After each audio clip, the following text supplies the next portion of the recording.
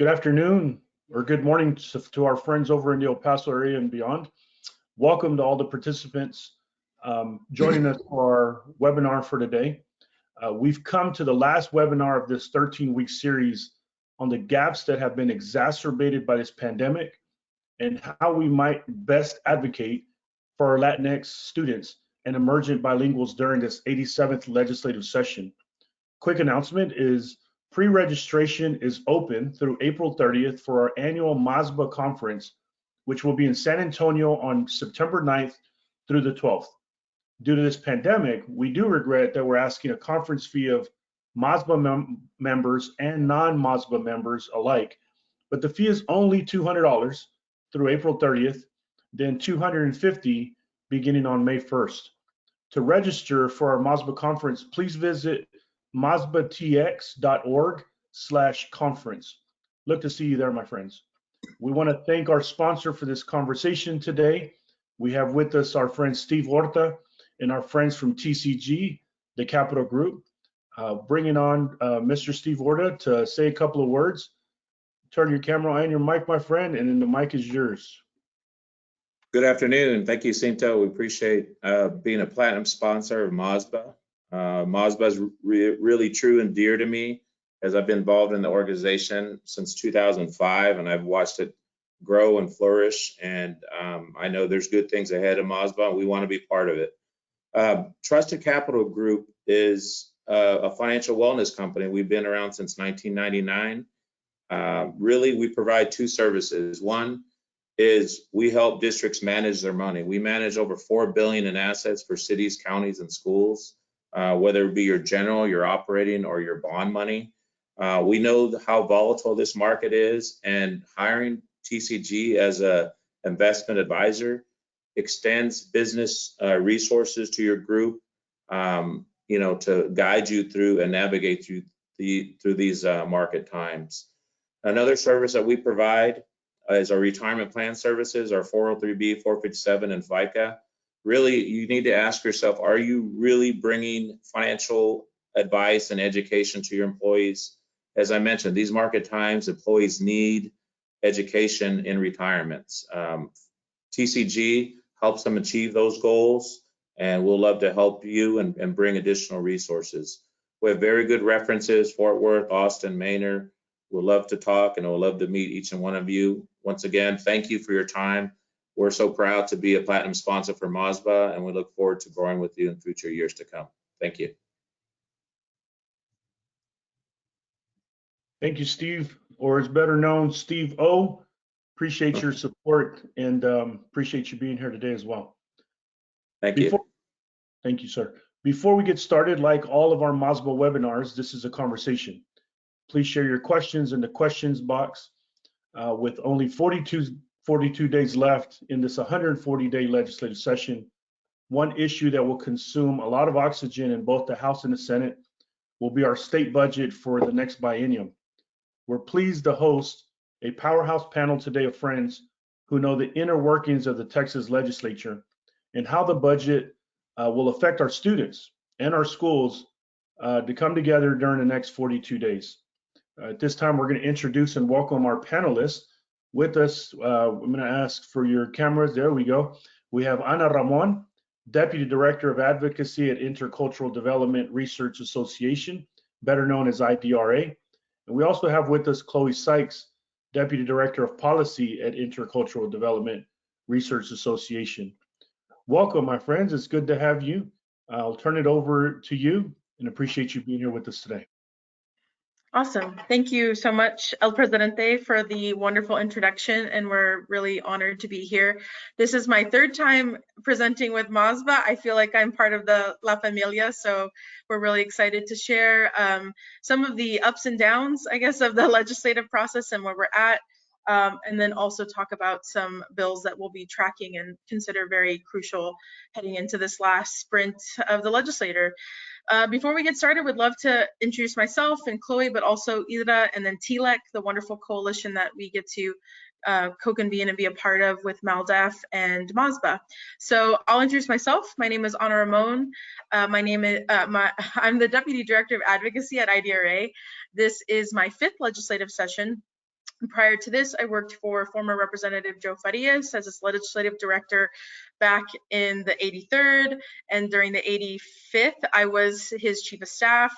After that, I worked for the House Democratic Campaign Committee, where I worked for former Representative Justin Rodriguez, former Representative, now Senator Cesar Blanco, and after that, I worked for Chairman Garnett Coleman out of Houston, so I was making my way around Texas, as you can see. And most recently, I had the very distinct honor of working at the Texas Senate Democratic Caucus as their executive director under Senator Jose Rodriguez, now retired Senator Jose Rodriguez. So special place for El Paso in my heart. And I'll kick it over to Chloe to introduce herself. Thank you, Anna, and thank you, MASBA coordinators, for having us.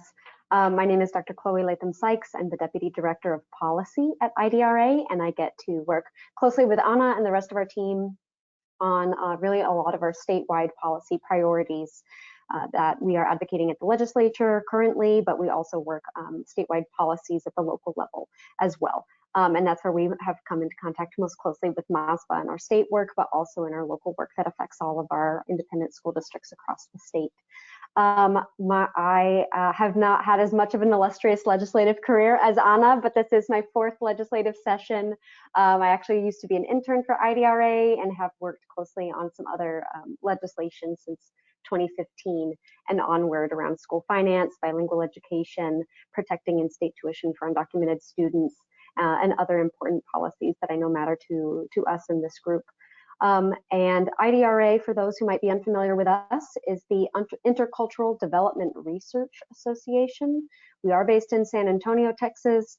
Although we are region-wide and a national organization, we host the Equity Assistance Center for the South, the Federal Equity Assistance Center through our IDRA EAC South, which provides free or very low-cost technical assistance to any ISD or state education agency looking for equity assistance pertaining to race, ethnicity, national origin, language status, disability status, religion, and gender identity. So IDRA is available as a resource, certainly to MASBA and all of the member districts. And I will pass it back over to Anna. Perfect. And I'll go ahead and start sharing my screen. Does it look good, Chloe? You can see it from, okay, great. So, oops, a preview. So really excited to be here with you. And just as Chloe introduced IDRA, I would love to take a moment to introduce Telek. Telek is the Texas Legislative Education Equity Coalition. We are a 25+ member organization. MASBA, we're very honored to have them as one of our members. In fact, recently, we are so lucky that Dr. Matthias was able to come in and help testify on a wonderful bill last week. So we asked MASBA to pinch hit very often for us, and we so much appreciate their leadership. But we have members from all over the state, from the Valley to El Paso to Houston, San Antonio being one of our larger groups, because that's where we have our co-conveners of Telek, which is IDRA and then MALDEF. But we were started in 2001, so this is actually our 20-year anniversary. We have a group called the OGs, or the original groups, who helped formulate Telek, and including MASBA, where we focus on education equity as it pertains to all students, mainly students of color in the Texas public education system. So we have a wide range of issues, but today we'll be really focusing on budget, federal aid dollars, what it's looking like heading into this final stretch of the legislative process. So really honored to be here, and we'll go ahead and kick off the presentation. So first and foremost, want to discuss where we're at in the process. So as you can see, like these are the phases of the Texas Ledge, right? So we were, where we are, and where we're going to be. So at first, January, February is the beginning of the process. I know I've talked about this in subsequent presentations, but really want to drive this home just so you know when you're talking to folks and where we're at, you can understand how you can best advocate in the process and make sure that your voices, your individual ISDs and districts are heard when it's most present and pressing. So in January, that was the beginning, right? Proposing legislation. Into February, that's when you look at potential bills, what's starting to be filed, building relationships. March is really the beginning of the hearing process. This legislative session has been unique in the sense that the process has been much slower to get moving because of, as you can imagine, you had COVID-19, and then mid-February, we had the snowstorm event, which also really hampered the process and created a whole new track of issues that had to be addressed by the legislature, the ERCOT bills, for example. And now we're in April, right? So April, this is where we're tracking like the large moving ships, the bills that are moving in between the chambers. I will say this, this session, we have seen fewer bills than would be normally filed, or fewer bills actually receiving hearings. So these big, large bills like the budget or House Bill 5, the broadband bill, like those are the bills that are starting to, you know, actually move, and we know they're going to have opportunities for major changes. It's not to say that, you know, legislation isn't working normally and you're not having your traditional hearings, but it is fair to say that the budget, for example, was 4 months behind in the entirety of the process. So imagine starting your school year 4 months behind and you don't have everything ready and kind of teed up. So there was a lot of concerns heading into this session, whether or not the budget would even pass on time. In fact, we'll talk about a little bit later, but the House budget for this session was actually placed on the House emergency calendar because they want to take it up first and foremost. And they're concerned about it passing and would need a subsequent special session because, as I mentioned in other previous meetings, the only thing constitutionally that has to pass in the legislative process is the budget. So that is where we're at. Traditionally, the budget would have been taken up in the first week of April on the House side. What's happening this year, and we'll talk about this also with timeline, the budget's actually being taken up on April 22nd. So the budget is essentially 3 weeks behind what it would traditionally be, and also why members are very keen on trying to get it moving as fast as possible.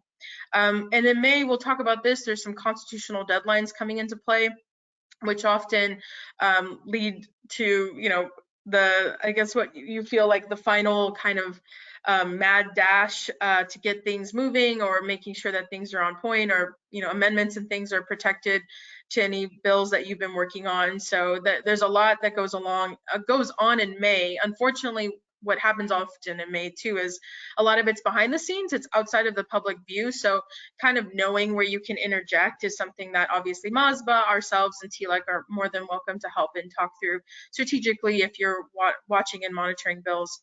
And last but not least, you know, there's the governor's deadline to either call a special session or sign legislation. So these are just important, kind of like where we are on the timeline, and we're in this May period, or this April period, where we're tracking bills. You have hearings going on pretty consistently, and then the next couple of weeks we're going to start seeing bills ending up in the other chambers. So while bills started in the House and they have House hearings, now those House bills are making it out of the House and starting to get referred in the Senate, and vice versa. So you have Senate bills that originate in the Senate and now are starting to move into the actual House. So yeah, it's an interesting process, and we'll talk a little bit more about it, but wanted to go through that.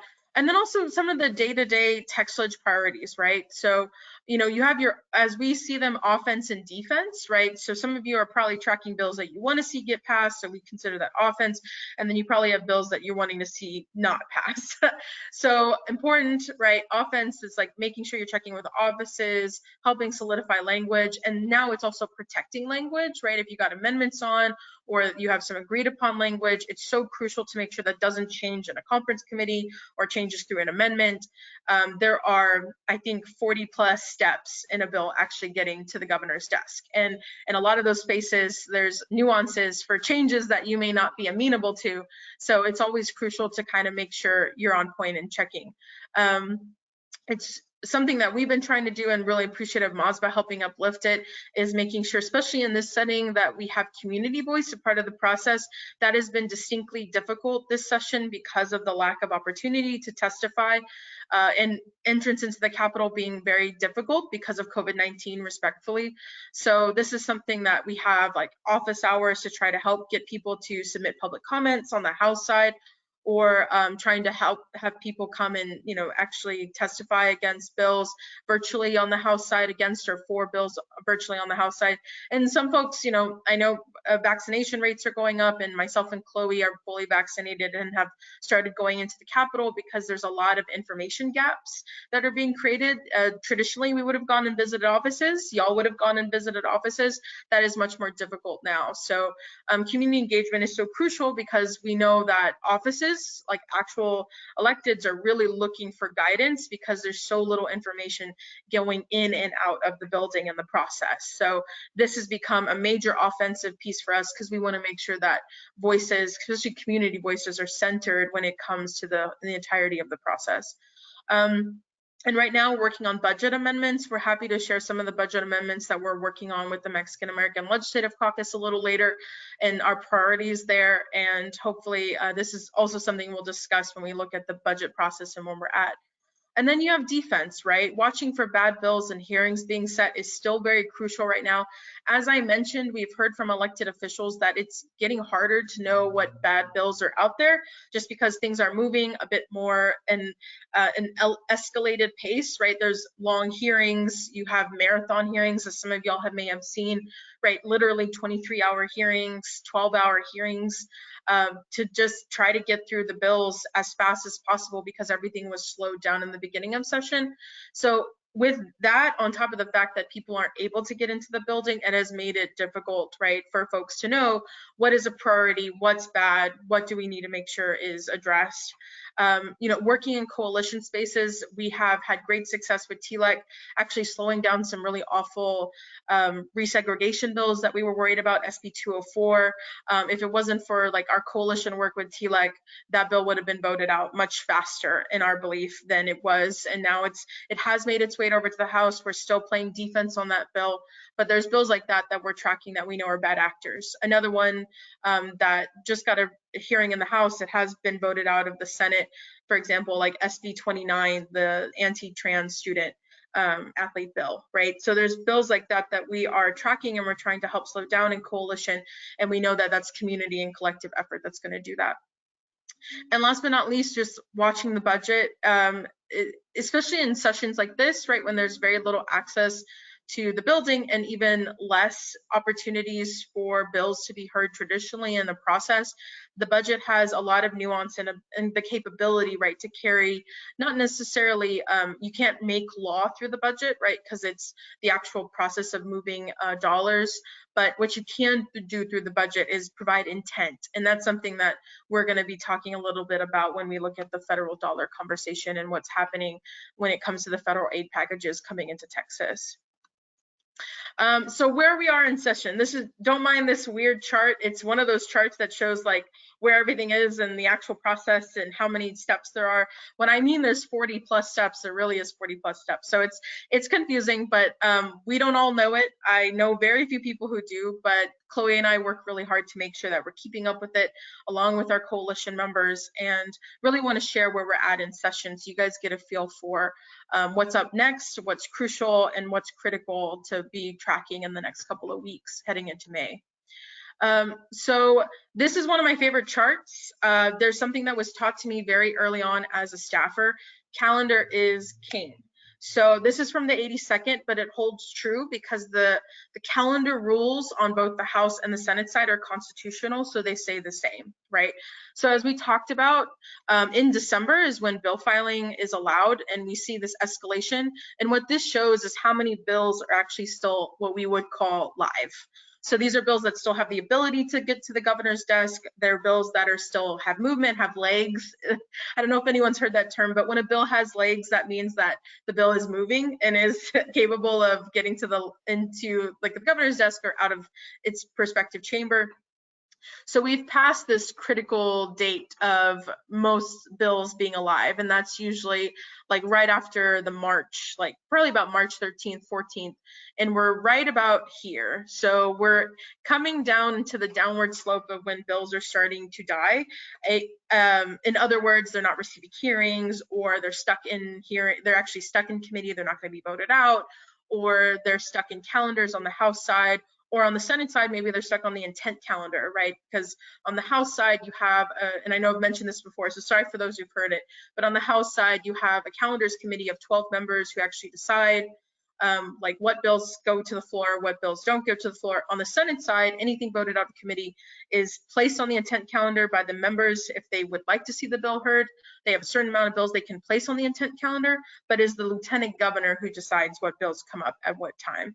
So we're headed into this downward slope, but really want to reiterate, calendar is king in this legislative process. And it's so crucial to note that right now, we're really, as I mentioned, moving out of the traditional like hearing process, and we're starting to see the bills swap into the different committees. And on top of that, it's a little bit more strenuous because you have logistical concerns, right? So a bill that gets a couple days behind, it is very dangerous at this point if it's moving, because at this point, logistically, it's hard even to host a hearing because of the rules as it pertains to COVID and making sure that people are safely interacting in the building as much as possible. So just want to really, this is one of my favorite slides. I actually want to try to recreate it since this is from the 82nd, but as I mentioned, it still holds true. The calendar rules don't change, and we'll talk about some of the calendar rules, but this is where we're at in the process. And speaking of the calendar, this is put out. I'm happy to share a link, but you do have dates that are coming up. I believe there's 42 days left in the legislature. Maybe that's a little off. And we have about 30 or so days for House bills to be voted out of the House, and about 42 or so days left for Senate bills to be voted out of the House. The House does have more strenuous rules than the Senate, so that tends to guide a little bit more of how the process works. But ultimately, our timeline is, like as you saw in the last slide, right? Our timeline is starting to scrunch down. So that's where we're at when it comes to the actual calendar rules and days. And if you're working on legislation and you're concerned that a bill is not moving, what we would actually recommend right now is maybe looking at alternative vehicles. So bills that are germane or bills that have similar topics that you can start trying to work and talk to those members about adding on amendments. And that's what we call like secondary legislation, which is as effective as having like an actual bill heard out of a hearing. For example, we got an amendment onto House Bill 5, the broadband bill, that would actually add an urban ISD member to the governor's broadband council. Because at that time, while it was crucial to have a rural ISD member, which was already sitting on the council, we know that hundreds of thousands of families in urban ISDs also are dealing with broadband internet access. So we had an amendment, literally could have been a bill, but we added it on as an amendment through IDRA's efforts. And now that's something that has been voted on by the full House and is headed over to the Senate as a secondary piece of legislation on a larger bill. So happy to discuss that more if anyone has any questions, but really wanted to make sure that when we're looking at representation, that all ISDs have some kind of representation on the governor's broadband council that will make recommendations on how dollars are spent if the bill passes. So this brings us to our next critical point that's leading a lot of the education discussion, especially as it pertains to funding, right? So as you may have heard, we have seen a huge influx of federal aid dollars. I think at this point it's around 12.5 billion that's coming into Texas. And we know that there's a need, right? So Commissioner Morath reported that students are likely to perform below grade level by the end of this school year. There's a lot of concern as to what specifically around reading attainment levels for children, so the younger students, and what that will look like. I'm happy to provide additional information on that. But there was also the fact that Texas lost contact, as you all know, probably in the day-to-day, with about 600,000 students since the pandemic began. I know that's been an influx back and forth, so that's not to say all 600,000 students are still missing, but these were students that did receive a certain amount of learning loss.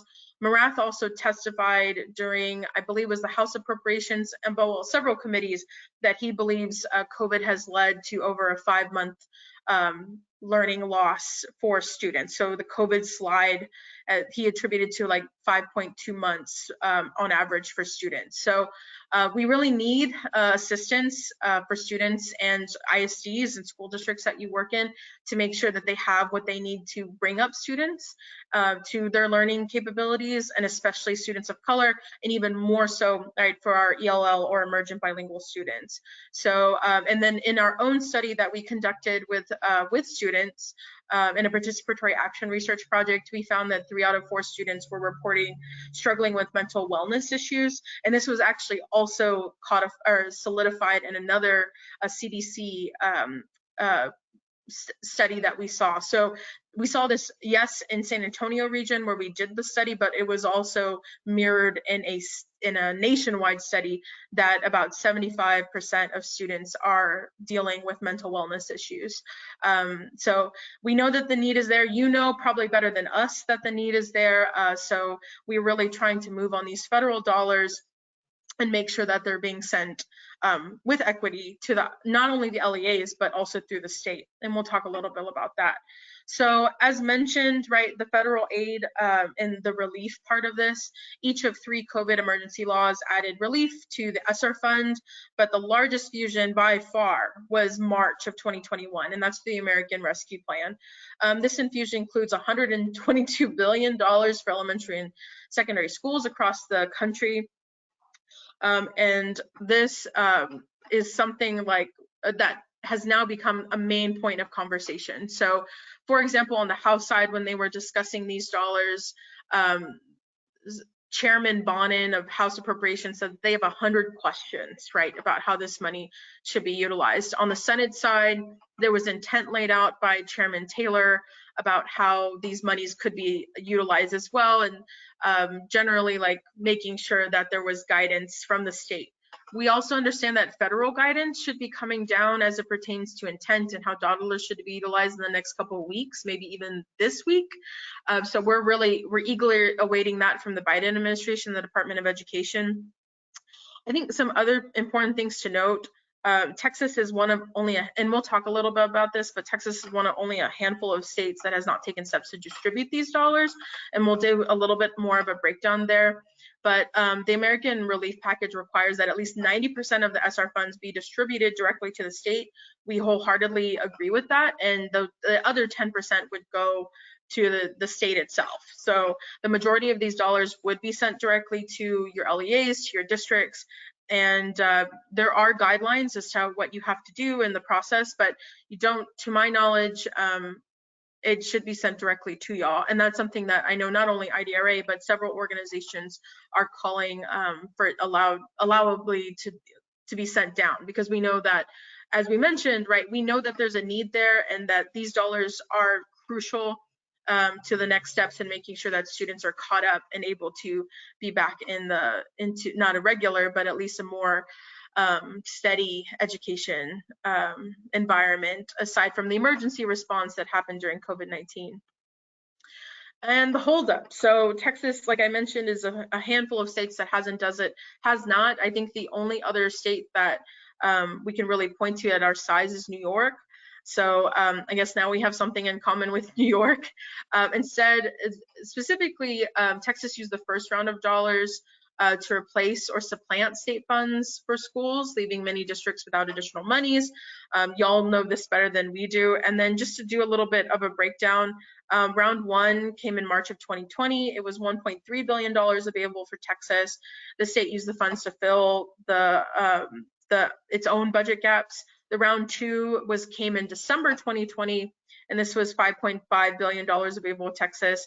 The state has not distributed those funds to schools, and most recently, like we said, the largest aid package, round 3, which came March of 2021, or the American Relief Package, is $12.4 billion available for Texas, and the state has not distributed those funds to schools as well. So we are actively trying to push on our state leadership to try to get those dollars distributed.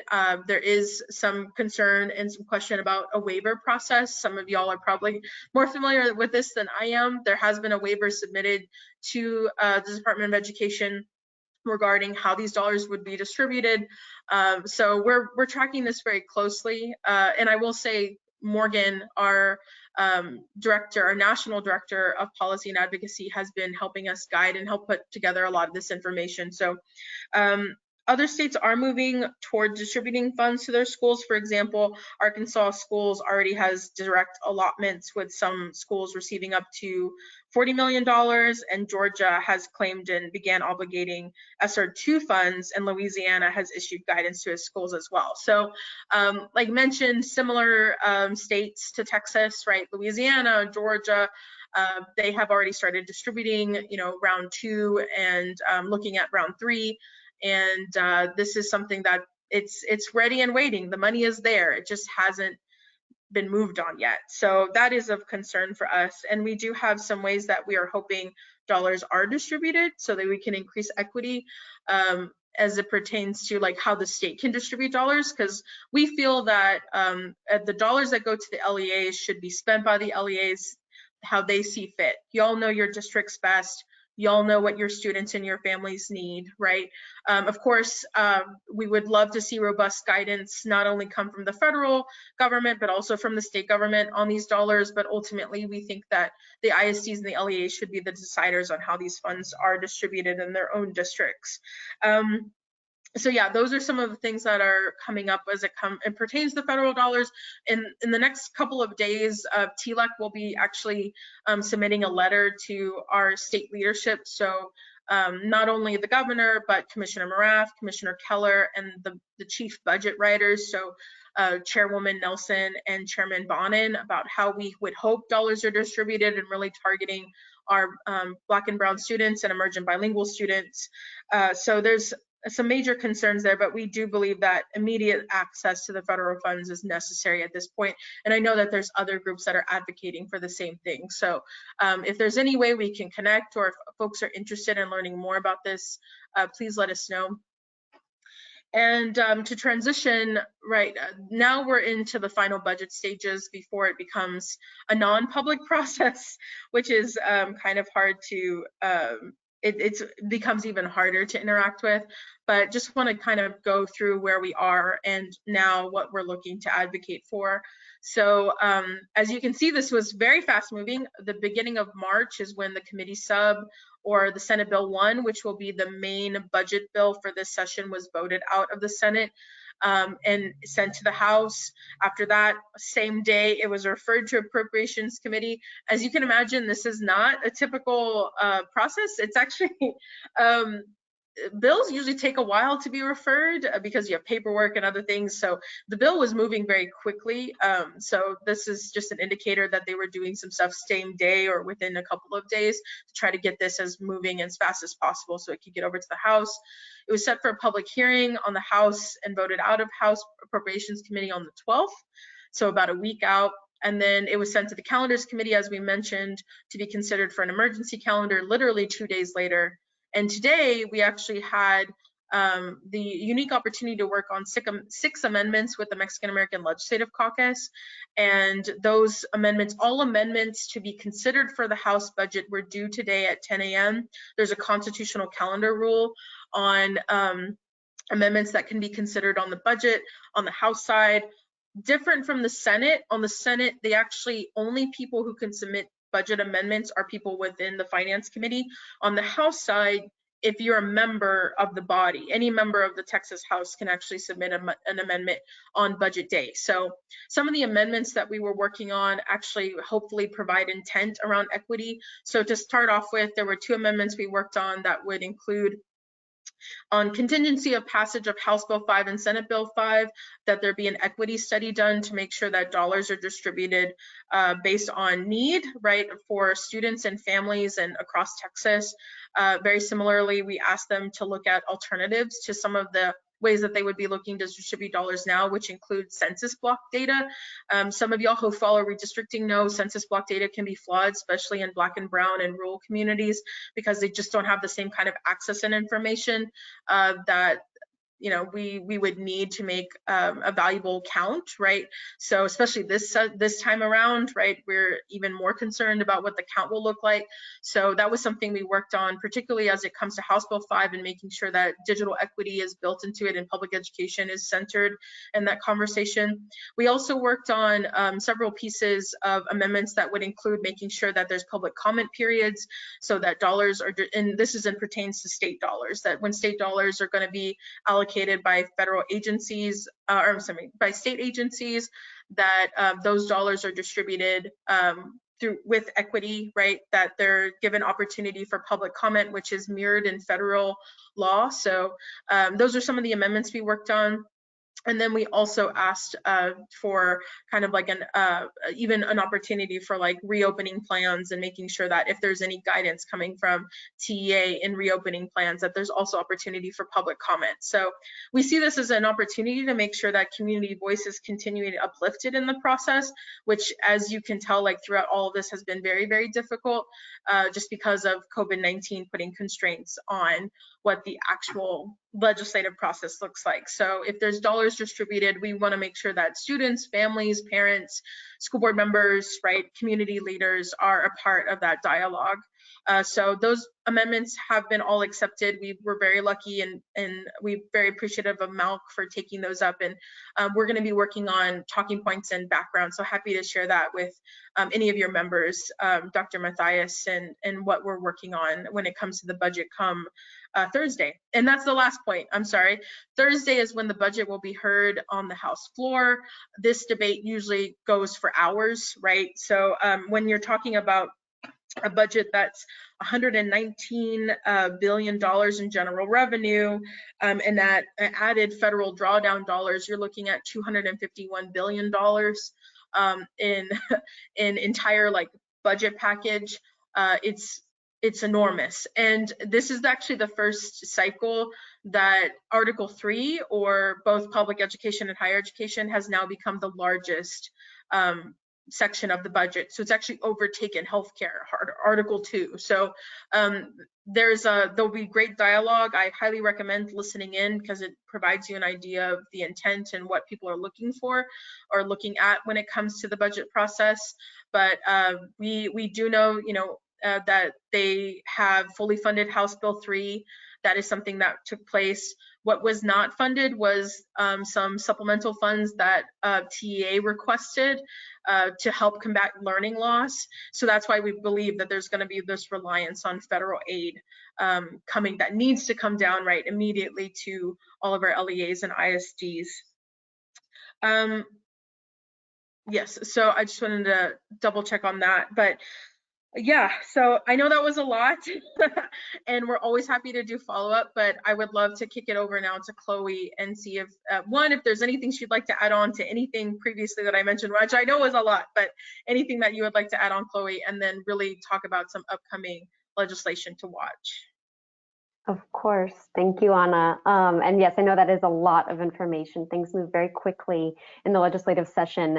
So grateful for these weekly webinars to keep everyone up to date. I will just highlight several bills because there are hundreds and hundreds and hundreds of bills. So I'll just highlight several bills that are going to be considered tomorrow, Tuesday, April 20th. In the respective House Public Education Committee and the Senate Education Committees. House Public Education will take up business at 8 a.m. tomorrow at the Capitol, and there's several bills. We've got the good, the bad, and the maybe ugly available on any given hearing day. So tomorrow we actually have a couple of really good bills that are promoting bilingual education and strengthening bilingual education plans in Texas, which I know is a key priority for MASBA membership. House Bill 2258 creates a statewide strategic plan for high quality bilingual education that includes expanding dual language programs and creating measurable goals that the state will need to track for advancing the bilingual teacher workforce, for graduating students as bilingual and biliterate at high school graduation, and so forth. We had the Senate companion, the identical, Senate twin to this bill up last week, Senate Bill 560, and it was voted out of that Senate Education Committee with support from all voting members. So this is very exciting. Bilingual education, we did not expect much movement on bilingual education with so many demands on the budget and COVID-19 response and the federal dollars, but this is some substantive legislation that we're very excited about. So that's House Bill 2258. There's also another bill, these are both by the same representative, Representative Guerra, 1744. House Bill 1744 or 1744, which provides more of a bilingual education teacher kind of teacher preparation for high school students in their career and technical education pathways. So it helps to address some early understandings of how students might become bilingual educators or ESL educators or Spanish educators. It's actually covering those 3 areas: certified bilingual education, certified ESL, or certified Spanish teachers, if they choose to pursue that in their post-secondary careers. So this is really kind of part of that plan that we know we have a over 30 year shortage of bilingual education teachers in Texas. And so this bill and these bills together are taking measurable steps to address that. So that's very exciting. Unfortunately, we also have a really, I think, well, by all accounts, very bad bill, House Bill 4042, that's 4042, up tomorrow as well. This is the House companion to Senate Bill 29. And as Anna mentioned, that is one of the slate of bills that would discriminate based on gender and sex identity against transgender students in school athletics. Senate Bill 29 did pass the full Senate last week and has been now referred to the House Public Education Committee. As Anna was saying, that doesn't happen that fast. It's happening quickly. So we might see that Senate bill move through this committee shortly, but tomorrow the House version of it is being heard in that committee. That's HB 4042.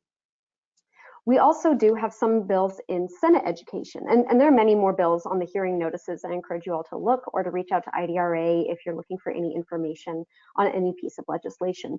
But these are just a couple of the highlights. So the Senate Education Committee meets tomorrow at 9 a.m. And there are a few bills that I think will be of interest to this membership. One is Senate Bill 1716, that's 1716, and that would promote what many folks would call vouchers for special education students receiving supplemental services, which, as we know, the public schools must provide those services, even if it means a private vendor. But this would create some private voucher systems for students seeking special education services outside the public school system. So that's Senate Bill 1716. We also have a couple of bills that might get a little bit in the weeds, but maybe of interest to your members in your districts. One is Senate Bill 215. It creates an office of the Inspector General for TEA, along with, as you might see, an office of the Inspector General with any other type of state agency or other type of office. This is to investigate, any alleged fraud or abuse or waste. We've certainly seen, and I imagine you all are familiar, some various types of crackdowns on ISD accountability with academic and fiscal accountability systems.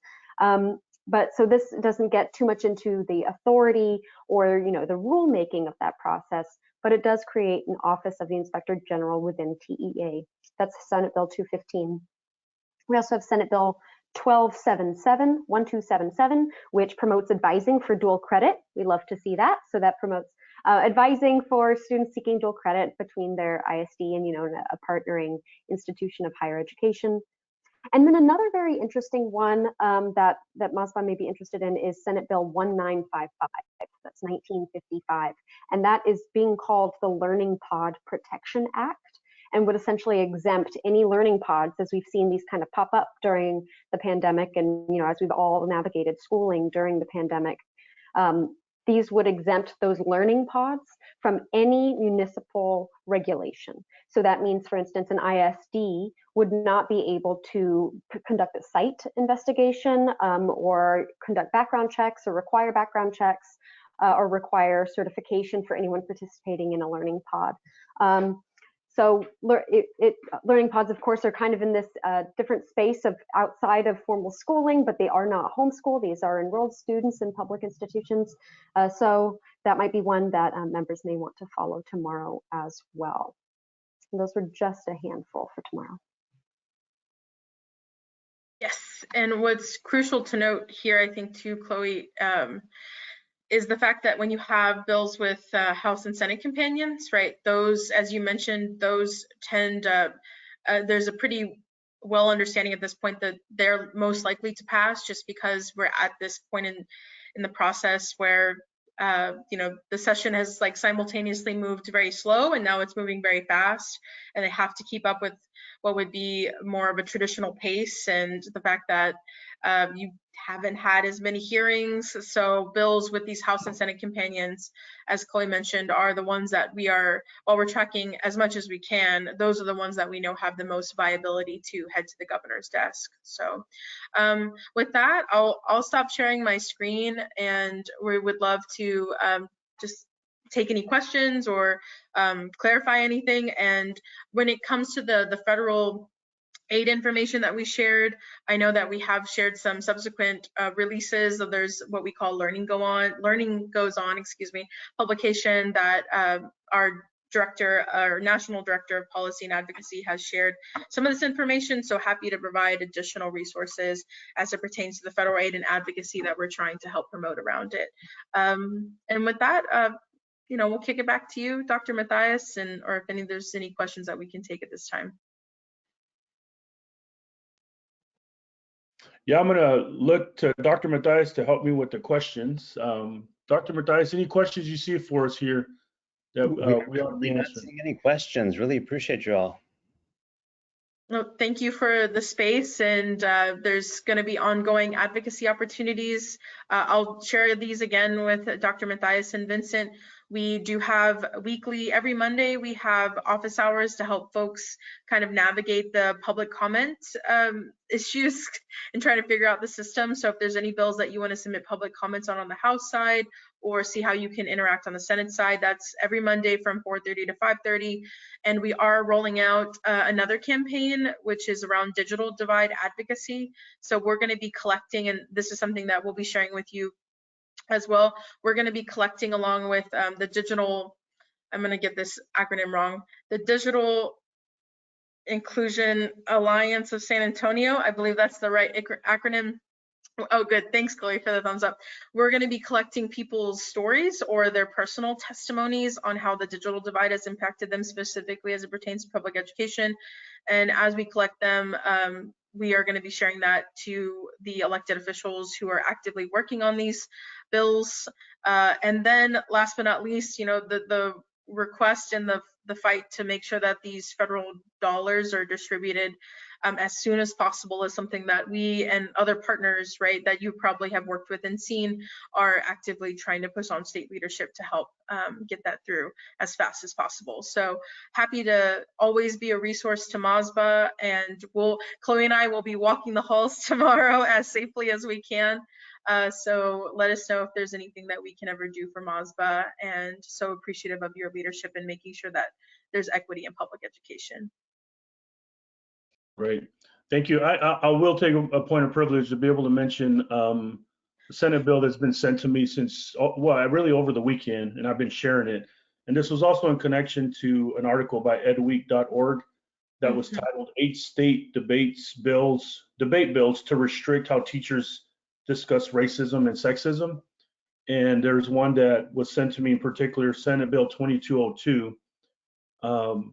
And I was told that it's up for discussion today, but I just shared that with Dr. Matthias right before we started this webinar.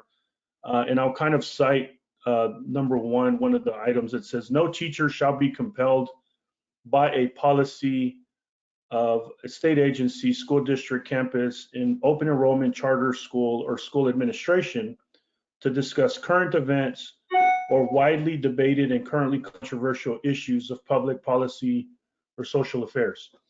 And I'll speak for what's true for me as one trustee. It's not until I become aware of how these come about, right? Like what's up for discussion, and super helpful to hear the process of how you've described it to really break it down for me to have a better understanding of how these things work. But, it's just this, right? You spoke to how things are working, but also how things can sometimes get by. And, we're being mindful.